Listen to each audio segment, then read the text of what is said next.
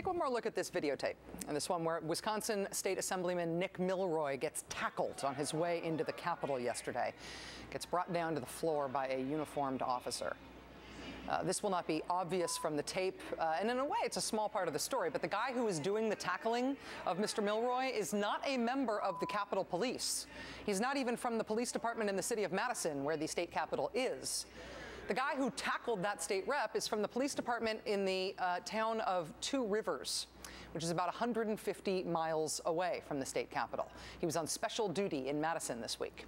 Even as Governor Walker was prepping 1,500 layoff notices to state employees today, the governor's also been staging an extraordinary display of public sector manpower at the Capitol, calling in police officers from across the state to quiet the Capitol building, lock it down, hush it up, take your crock pots and go home, thank you for coming.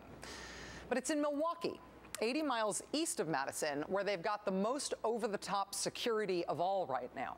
As of this week, Milwaukee County is paying 2 full-time security guards for every 1 full-time security job.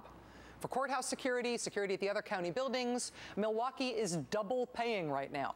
Why is that? It's because of Wisconsin Governor Scott Walker. Governor Walker's first draft of the union busting he's trying to do at the state level now is what he did at his last job when he was county executive in Milwaukee.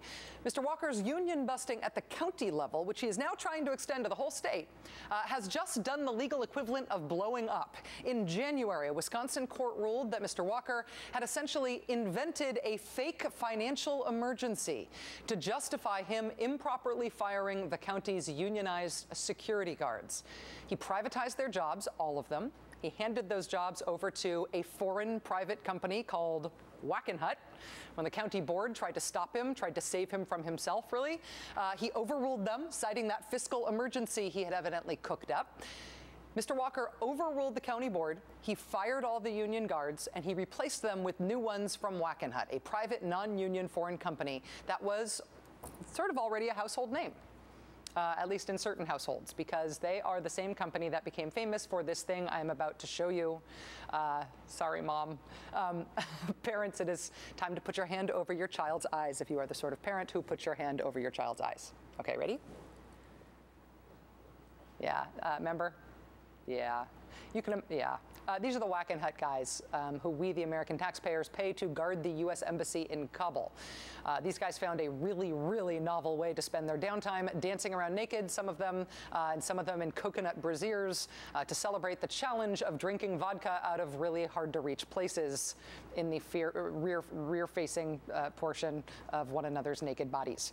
As my grandmother might have had me put it if she were still watching by this point, they drank spirits from each other's nethers.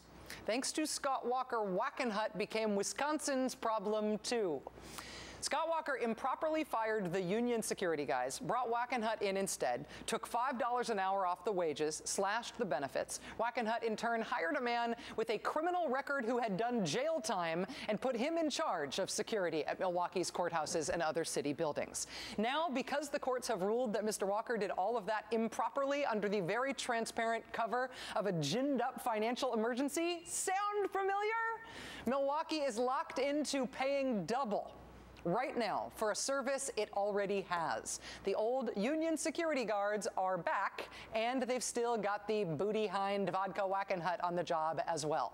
The local Journal-Sentinel newspaper noting this week that, and I quote, none of the annual savings Mr. Walker promised from his union busting in Milwaukee County, none are expected to materialize. So that's how Scott Walker's union busting dream worked out the first time around. That's what he wants to do to the whole state now, in case you're wondering why folks there are up in arms.